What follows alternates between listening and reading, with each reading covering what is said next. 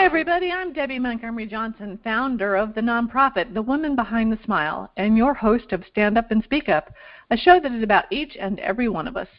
Many of us have something we're hiding, something we're ashamed of, something not through no fault of our own or through our own making we keep hidden, and that in turn keeps us hidden from each other and the world. Good people go through terrible situations. Wise people know when and how to let it go. Everything that happens to us helps us grow, and while it may be hard to see it right away, the most important thing to do is to change your perception about your circumstances. Regardless of what your personal experiences or traumas have been, this showcase series is designed to ignite the light in you, as well as providing safe harbor, education, personal growth, and resources so that no matter where you are on your journey, you'll have the courage to move on when you're ready. Stand Up and Speak Up features ordinary people who've been through extraordinary situations and struggles and found the courage to step out from behind their smiles and speak up about their experiences and the lessons gleaned from those experiences. Everybody heals at a different pace, and we recognize that. So come on in, have a listen, and enjoy the ride at your own speed. Happy Veterans Day, everybody. This is Debby Montgomery Johnson coming to you from sunny South Florida. It is a beautiful day in paradise. I had to tease my friend in Canada who just told me it was 27 degrees up there. Brr! But anyway, happy Veterans Day to our veterans, which is personal to me because I am actually a veteran. Dr. Tim from SCARS, the Society of Citizens Against Relationships, is a veteran. I have children that are active duty, parents, brothers. It's a family event for me. This is a very important day. So go out there and give your favorite vet a hug and thank them for all that they've done. So today is a special day, a special story at Stand Up and Speak Up. And one of the reasons why I actually started this show a couple of years ago is because it was so important for me to be able to stand up to what happened in my survivor story. So today is a special survivor story. This is one that I want everybody to know that each survivor story is different and unique in some ways, but they're always similar in overall scope and format. And I've learned that over the years, that my story was my story, but when I've heard thousands of others, they're so similar in so many ways. So remember, relationship fraud is a crime against a victim, but we choose to not call ourselves victims because that gives our power away. Telling our stories, standing up and speaking up is an important step in the process of recovery after a scam. We may not get a financial recovery, but we will recover emotionally, spiritually, and psychologically in time. Having the opportunity to tell our stories to a judge in a federal courthouse and direct it to the scammer, a felon, a criminal, can be daunting but empowering. Our special guest today became a shero, that's a girl hero, to me, and to millions of survivors around the world who will never have the opportunity to tell their stories in a courtroom, who will never feel justice has been done. But we can live vicariously through her story and celebrate in the outcome. One small step for victims in Texas will lead to one giant step against relationship fraud and online fraud across the globe. So everybody, I would love for you to welcome my friend, my hero, my courageous guest, Miss Texas. How are you today? I'm fine. How are you doing? I'm good. I'm so glad you're here. For those that don't know, that you and I met in Dallas at the courthouse in person. We've been online friends for a while. But that was in a really important meeting for me, and unfortunately it was delayed once or twice, and we finally made it work when we went to court in November. So this is your story today, okay? I want you to tell your story, and then we'll pull it together on how it's so similar to mine and to many others that we work with. So let's just go ahead and start, okay? How did your relationship, or how did your story start? Okay. So it started back in 2018, August of 2018. I was playing Words with Friends, and I got an invite from a good-looking man, and I don't normally accept an invite from anybody I don't know, but I was going through a horrible time in my life. I had just ended a 30-year marriage, and then another relationship left me heartbroken as well. So there was like 2 heartbreaks back to back. And it was probably the lowest time in my life. And so it looked like he was friends with one of my friends. So that's why I accepted it. And Can I it ask wasn't. you something really quick? I'm going to interrupt. Excuse me for doing so. But what is Words with Friends? So it's like an online Scrabble game, and you can play with others. It's all online. Okay. I just wanted to put that out there because when people hear relationship scam, they're thinking online dating. But that's not the case here. No. Okay. And I've heard a lot of other people where their scammer found them on Words with Friends. Okay.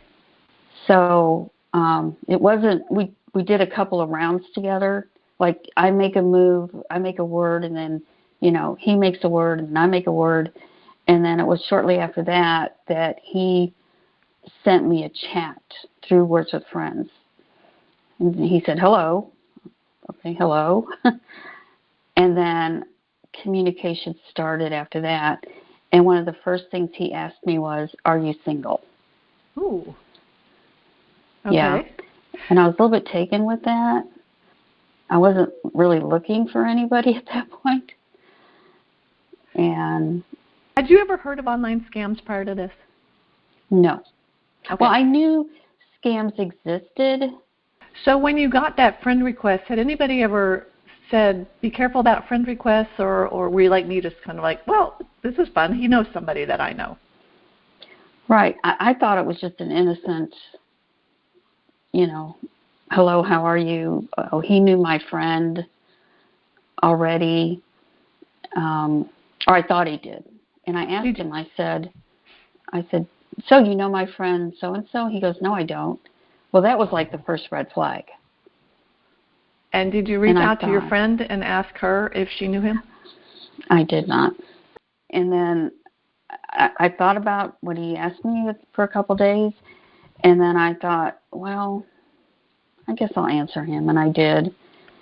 And then we started, I guess it was maybe a few days after that, we spent a whole afternoon chatting with each other.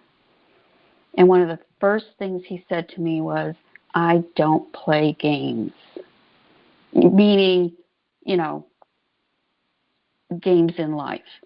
Okay. I'm a straight-on person. You like that in people. We don't want people to be playing games with us. Right. And then shortly after that, we moved to Google Hangouts. Okay. And this has always perplexed me. Maybe about a week into it, he said, oh, let's do a video chat so I can meet you, which we did. And I know they can make a phony video, but it seemed like I was talking to him. But of course, I wasn't really paying attention. But we talked on video for a few minutes. That's interesting. We've been in the pandemic for the last year, I equate it to watching a Netflix show that was made in Spain. And I'm watching it, and I'm hearing English, but I know they're speaking in Spanish. It's amazing what your mind can make you think that you're doing. So you were having this video chat with him. He was speaking. Again, this is the quote, air quotes. He was speaking to you, and you weren't paying attention. So, who was he? So supposedly he was an engineer working on an oil rig off the coast of Scotland. Okay. And his wife died. His son got killed in an accident, and his wife had committed suicide because of it. So he was an engineer, overseas, a widower. Classic. Right. Okay. And good looking. Of course. Of course. Okay. So how long did this last? So he groomed me for a couple months. Can you explain what grooming is?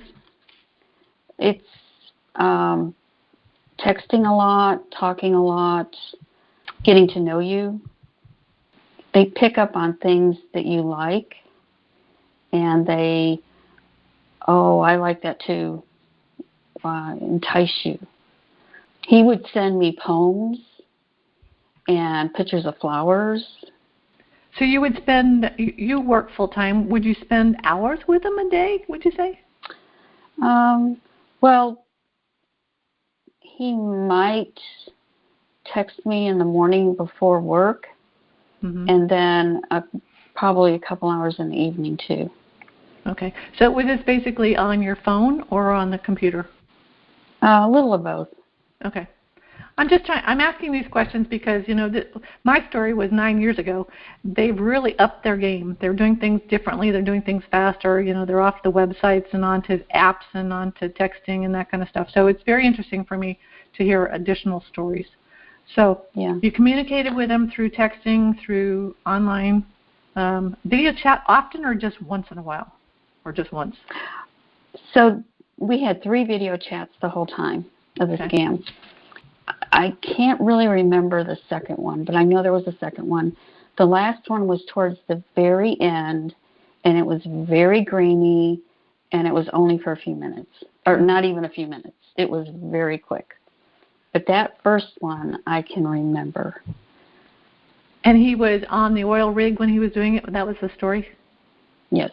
Okay. So in October, I finally got myself kind of settled down because I was making a couple of changes in my life, and that's when the financial part started.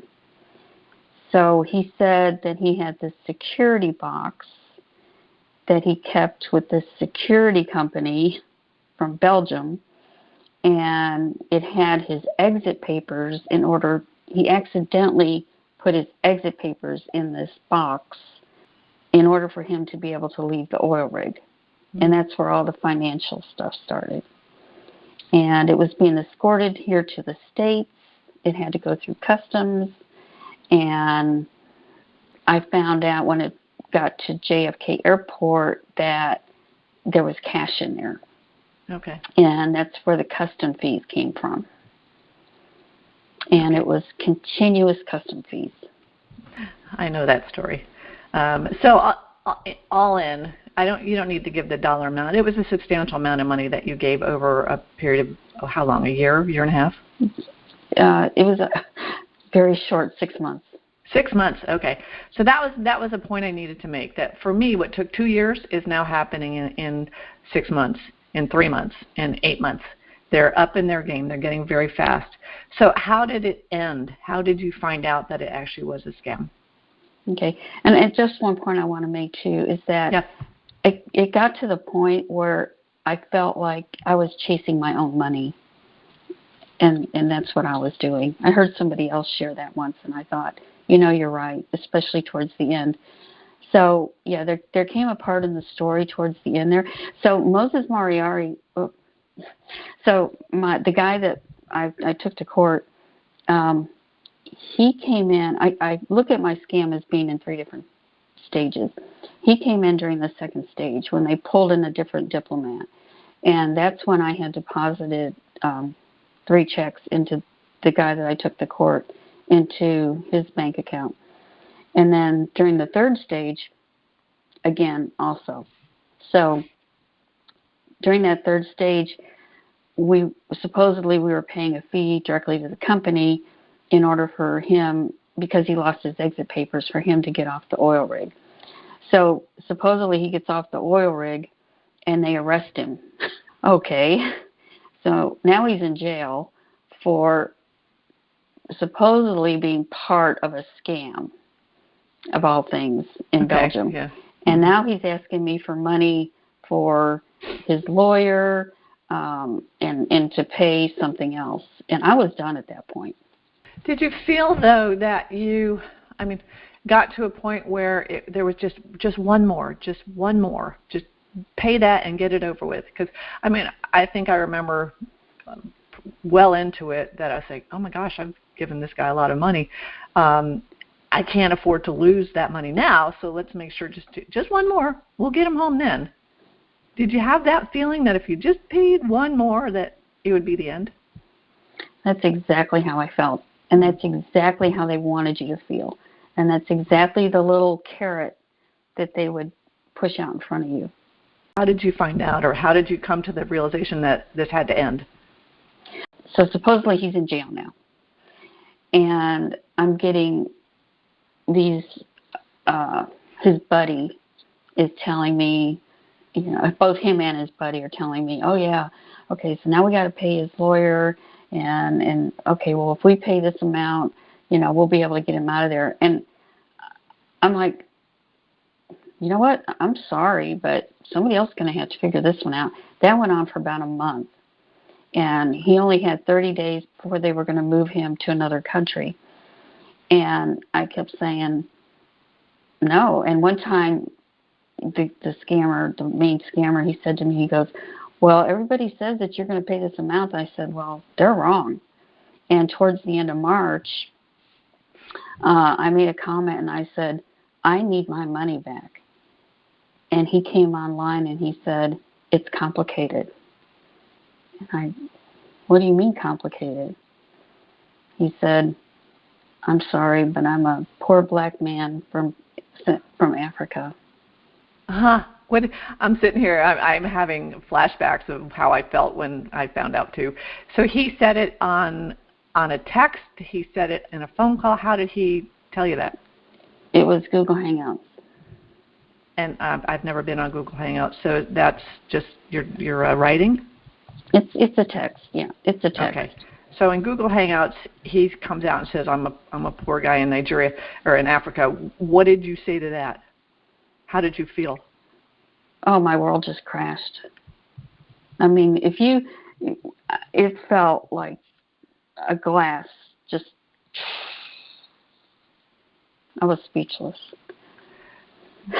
And then I texted back and what do you mean? How did he explain that? He said, I'm sorry. I'm sorry, this is a scam. Okay.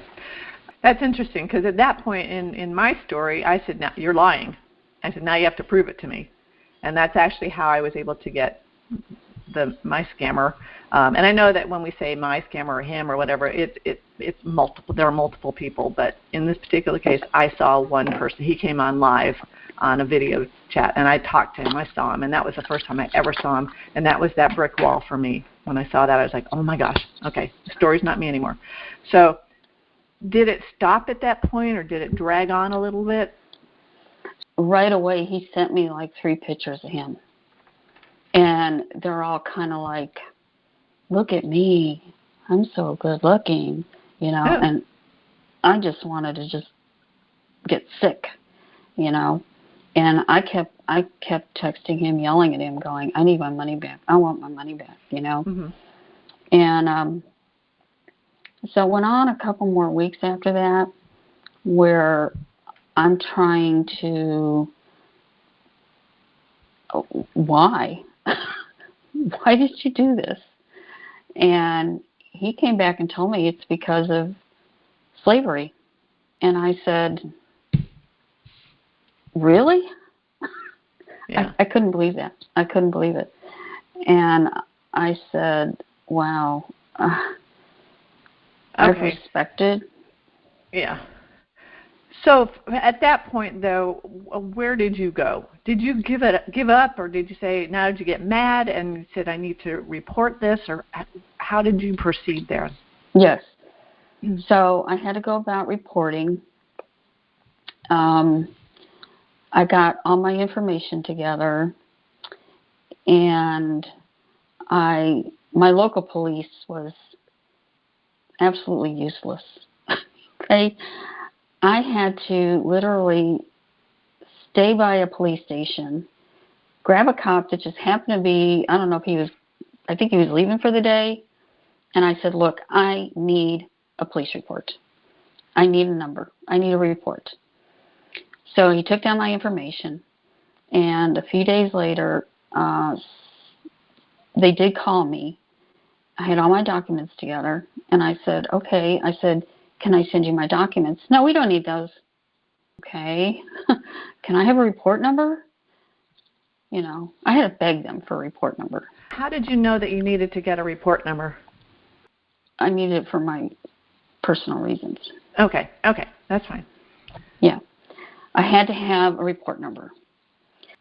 Then, of course, I did IC3. I did the IC3 right in the local police. I didn't know to go to the Federal Trade Commission. Okay. And then I just started Googling. I needed help. I mean, so I started looking. Scam. I don't know where I said. Finally, I went under victims, and I found like a nationwide victims, and I don't know how. Eventually, I found SCARS. Okay, SCARS is the Society of Citizens Against Relationship Scams. Okay, we'll talk more about SCARS. So you found SCARS, and I'm just so grateful that I found SCARS. Versus some of those other anti-scammer groups, because, who knows where I would have ended up. I mean, I felt so alone during the scam itself that, for months after the scam ended, I wasn't even sure I wanted to be here anymore, honestly. I was so devastated. But every morning, I would look at what was posted on SCARS. And so I would look at it, and sometimes I would think about it. They asked such really great, thought-provoking questions. And they understood what I was going through, because so many other people didn't. I tried to go to a couple of counselors. One was offered free through work. She didn't really get it. So I quit going to her. Okay, just so people can understand SCARS, if you go to romancescamsnow.com, which is the SCARS, the Society of Citizens Against Relationship Scams. It's our website that is incredible information. If you know of anybody that is a victim or they've been a victim themselves, we've got the 3 steps for new victims on that romancescamsnow.com page. It is incredible. So when you went to this site and you saw this information, now you realize you're not alone. And that's the point of SCARS, is that we're not alone. It does give us a lot of information. It can be somewhat overwhelming.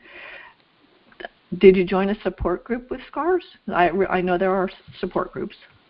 Oh, definitely. Yes, on Facebook. Okay. So now you're involved with SCARS, and you've written your story out for yourself, which is important. Why did you do that? For legal reasons. Just for legal reasons, and also for myself, just to get it out there as a release. Important step in the process is getting it out there. And then when you went into the police, we know folks have difficulties going into the police because you want them to do something, and they're probably not going to be able to. So if you can put your information down. And SCARS actually has a great little book called the Scam Evidence Red Book. It's the Red Book called My Record. And I actually used that this morning as I was preparing for our conversation. It prompts you. It gets you to write things down. So when you walk into a police department or the FBI or wherever, you go in unemotionally and you have your facts.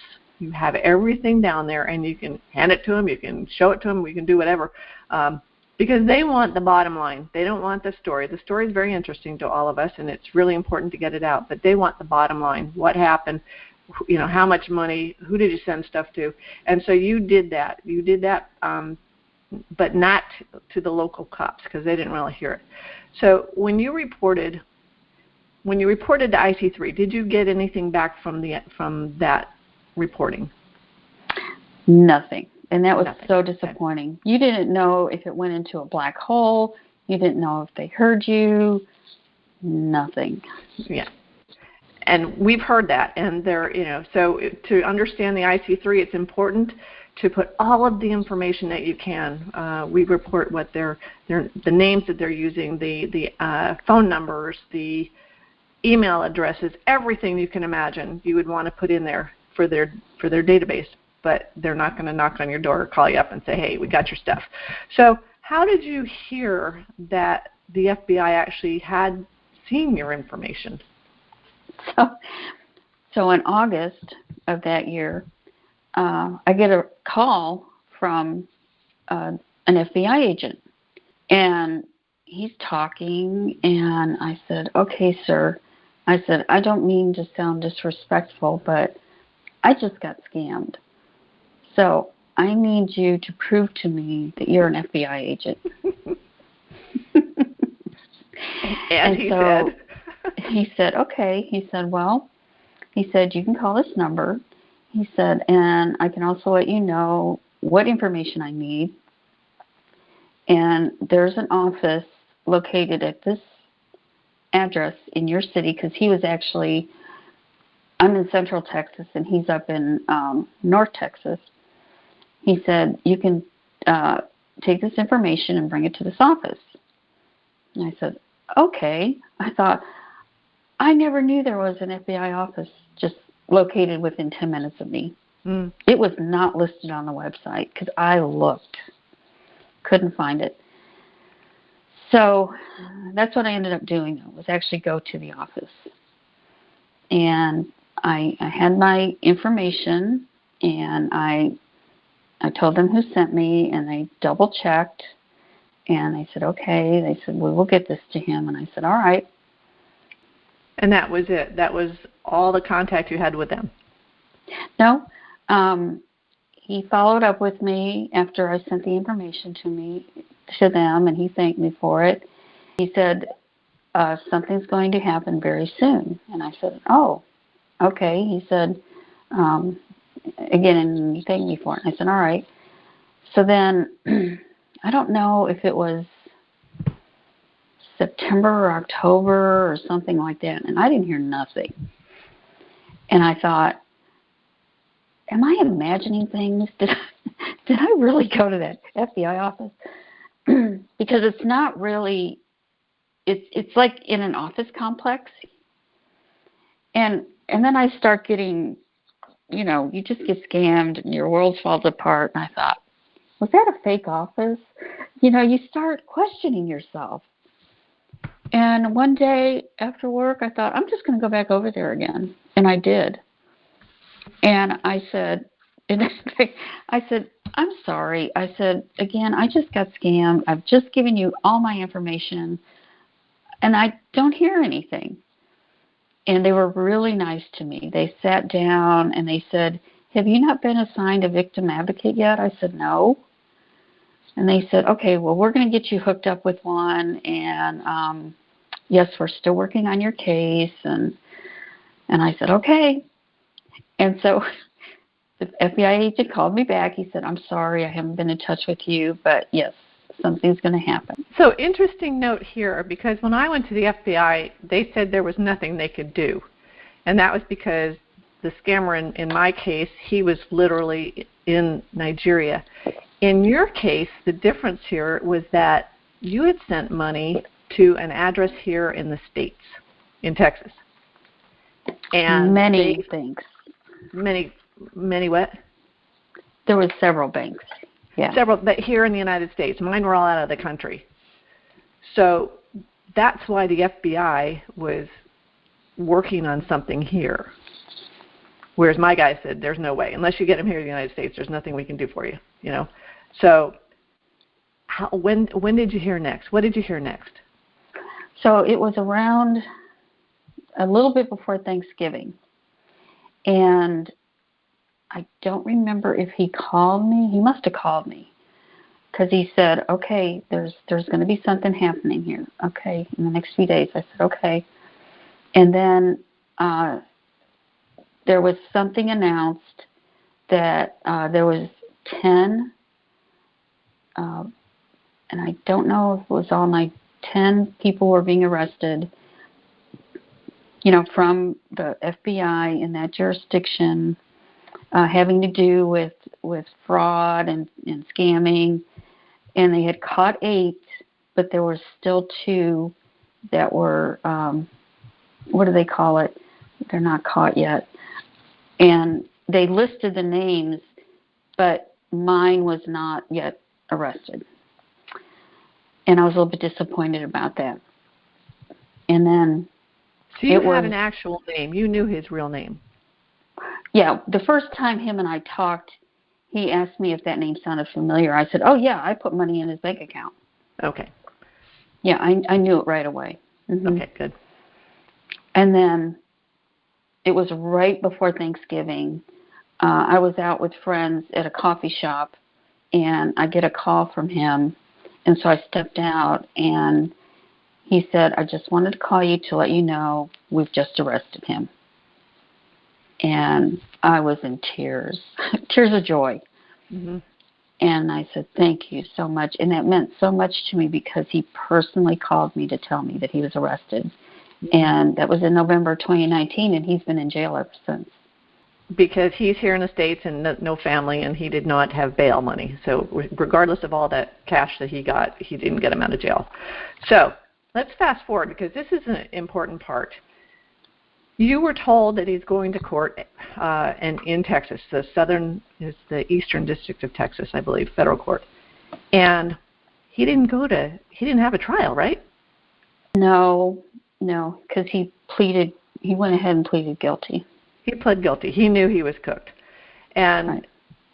The next step would be the sentencing hearing, which was going to be in the courthouse up in Plano. And we're going to fast forward to that because that's where you and I met.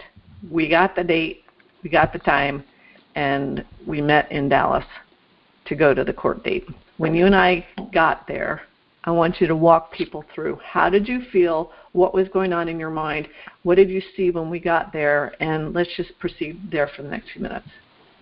Just a little before that, there were 90 victims involved in this case. I was asked to provide a victim impact statement previous, which I did. And then I was also given the opportunity to be at his sentencing. And I kept asking my victim assistant when would be the best time for me to appear in court.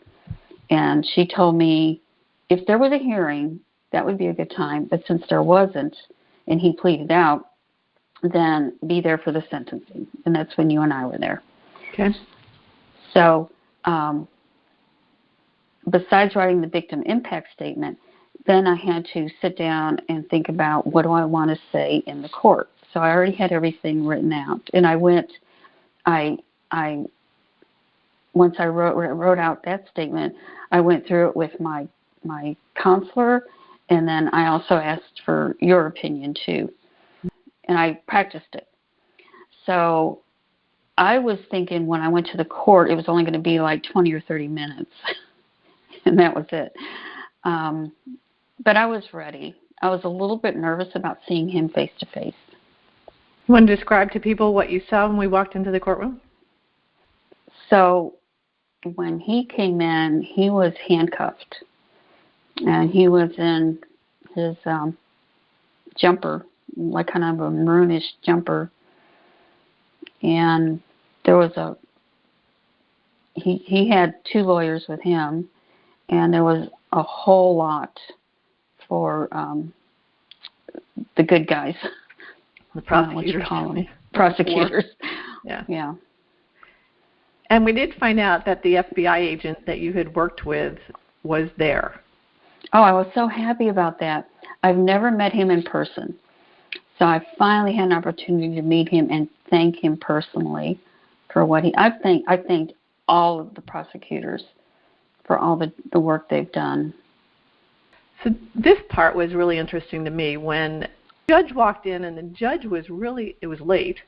He was a half an hour late, and he was agitated by the proceedings. And it turns out, we found out that important information, including the victim impact statements, had not been provided to him in advance of the hearing. And he apologized for being late, but he chastised the attorneys for not getting that information out. So in my mind, that victim impact statement and other information was vital to how this judge was seeing this hearing. And that was really important. So here he laid out the law. He laid out the fact that he was a little upset at everybody. And then the FBI agent got up. How did you feel about the presentation that the FBI agent gave? It validated so much of my story. In what way? That this is truly a crime. It's a crime. And not once, just to see it all and see the magnitude of what this guy did to so many people, and not once during that whole time did I ever feel like there was any victim blaming. And that was actually shown at the very beginning when they were talking about evidence and about things being out for public record. The judge immediately said that the PowerPoint presentation by the FBI would be private, would not be released, because it had victims' names, addresses, bank accounts, very private information. So I was very glad to hear that part was strictly held confidential. But thorough, completely thorough from, I mean, I went in there thinking, like most, that the FBI really wasn't doing anything for us. But they track things from the letters that were written to, videos of the scammer picking up parcels at his neighbor's house, to him opening up like 19 bank accounts under false names and false pictures. And I'm a former banker. I was flabbergasted at how thorough these guys were in getting documentation to open up bank accounts, and the way that they had money sent to different places and different banks. And it's incredible the completeness of the case. Yeah, and the organization, yeah. Exactly. And it validated, like you said, it validated to me, gave me validation that there is something being done. Maybe not on a big enough scale, but at least in Texas. The Eastern District of Texas is taking this seriously. And they took you seriously. And I thought, like you, it was going to be up 20, 30 minutes. Immigration was there. Like, oh, okay, they can pick him up and send him home. But I had to leave after an hour and a half. And I was expecting you to be able to get up and, call me within a half an hour. How long were you there, and why? It was over 4.5 hours. I mean, the FBI's testimony, yeah, the FBI's testimony went on probably a majority of it. And then the FBI CPA went on. She went over his transactions. A majority of his transaction was due to victims' funds. And the victims' funds, what he did is he moved money, or what he did was he bought vehicles here in the States, and then those vehicles would be shipped to Nigeria, and in Nigeria they would be sold, and that's how the scammers got their money. So they were laundering money by buying vehicles, which makes sense because he had opened up a company, and checks were being sent to that company, made out to that company. He was legitimizing what he was doing by opening up a company account. Very clever. Right. These are not little stupid bumpkins sitting in the Yahoo chat guys. These guys are organized criminals, and it was just incredible. So your FBI agent and everybody, it went on for 4 hours. The most important thing in my mind is when you were able to get up and stand up and give your statement. After all of this material had been presented, now the person that it impacted the most stands up. Can you walk us through that and how you felt going into that? Oh, wow. Yeah, so just overall, there were, I think I already mentioned, there were 90 victims involved.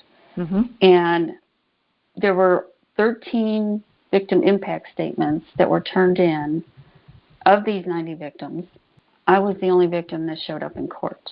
Mm-hmm. And I asked my victim assistant, I said, why is that? And she said, well, it's the shame and the embarrassment. And then some victims are just too old to make the trip. Mm-hmm.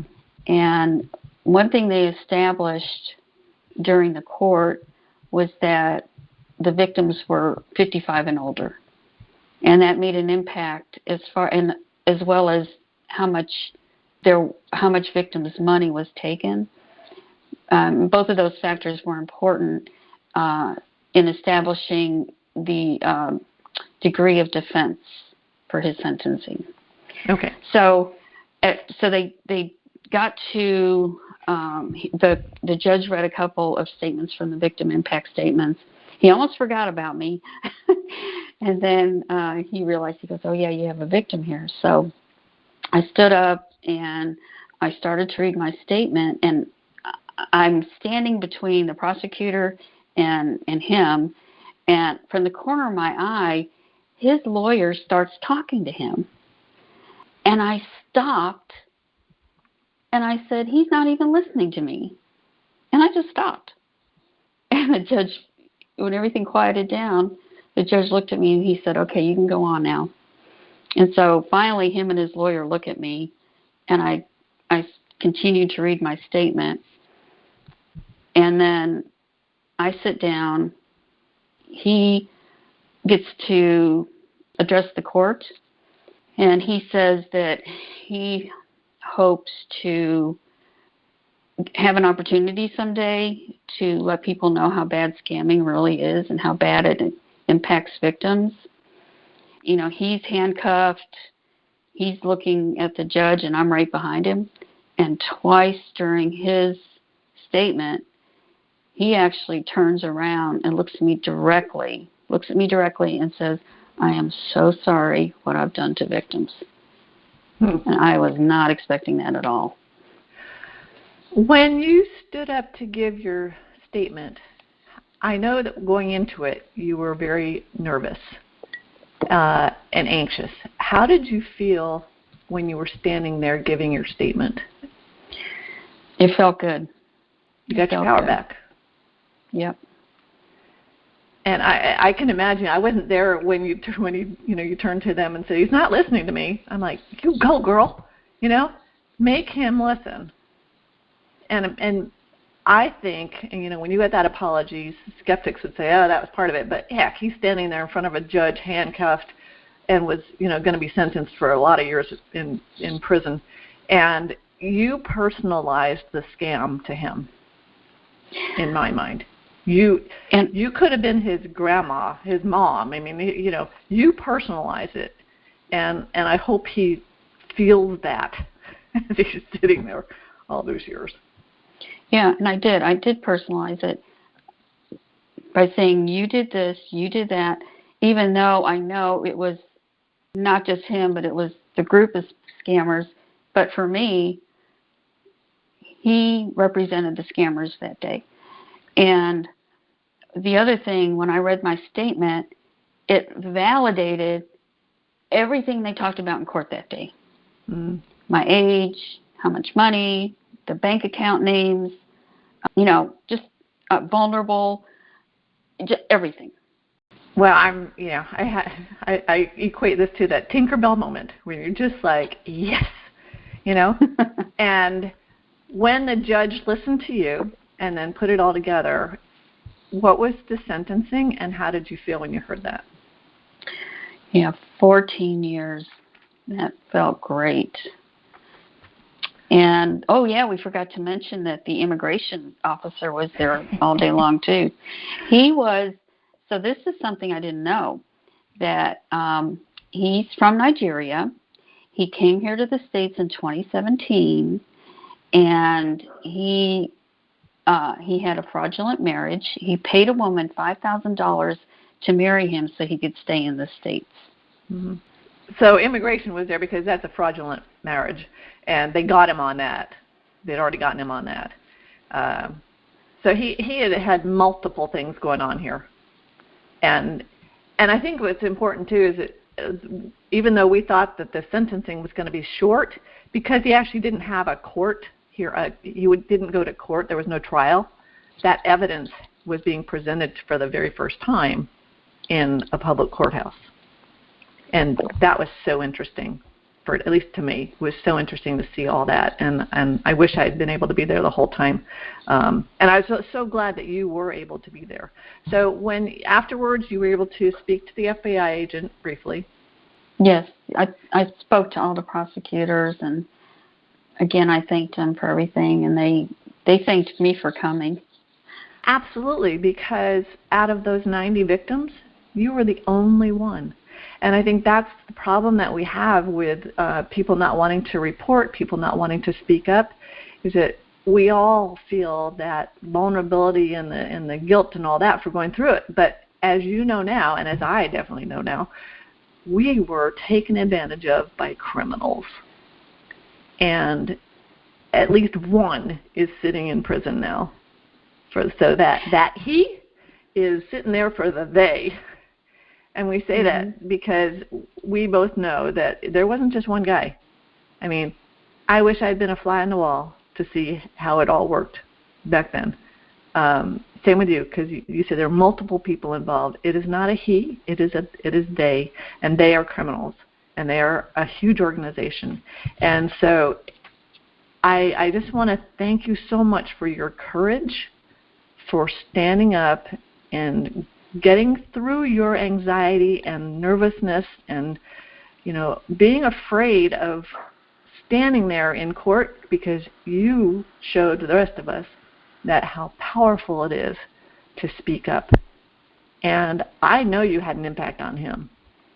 I hope we had an impact on the defense attorney, because neither one of us liked her. But she was terrible. you definitely had an impact on the judge, because when I met with the prosecutors in the hallway before I left, the lead prosecutor told me that they were trying to get 5 or 6 years of sentencing, and I'm thinking, well, that's not very long. And when I heard 14 after the fact, I'm like, yes, and it came from your impact statement and you being there. So thank you so much for all the survivors in SCARS and around the world. Thank you so much for being the voice and for being there. So what next for you? What do you do now? Well, I'm not sure. This has made this has been a big step in my recovery, and it also provided a lot of healing for me. So I'm just kind of pausing for the moment. I'm knowing that he was just one of 10 that got arrested is a good feeling. And I saw not too long ago that another 35 got arrested. And I think it's all from the same district. So it's good to see these guys getting arrested. What do you say to other victims who are afraid to report? Oh, you've got to report this. Okay. Please report. You just don't know what kind of outcome that ripple will happen. And the law enforcement needs to know the impact. We all understand the shame and the embarrassment that we all feel. And that was repeated in the court over and over again.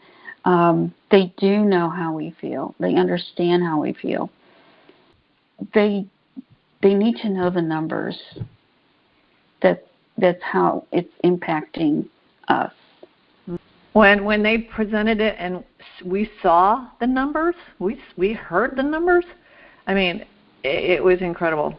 I wish I had a copy of that PowerPoint, not for just because of how thorough they were and how they were able to get information and how bold and brazen the scammers are, because we saw videos of that they were counting money, and I was like basically bragging that this is what we got. And I'm thinking, shoot, they just cut themselves with that. But that was really good to see that it had all been put together in a very package, in a very concise thorough package, and that the judge took it all in and justice was done. So thank you again for all of us for being there and being the voice of the survivors and having an impact on that criminal. Because I don't think he'll ever forget what you did. He will never forget you for calling him out. The main things here is, if you've been a victim, if you know a victim, have them go to romancescamsnow.com, look at the 3 steps for new victims, follow those steps, join the Facebook groups, report to ic3.gov, realize that you probably won't hear anything back from them, but you're adding information to their database, which could be someday presented in court as our victim, as our survivor here, her information was. Go to againstscams.org. Just get as much information as you can. Join the support groups. Realize you're not alone in this, that, yeah, it happened, and it's happened to a lot of us, unfortunately, and it's happening every day. And until we stand up and speak up and make the courts and the law enforcement understand how big an issue this is, it's not going to be going away anytime soon.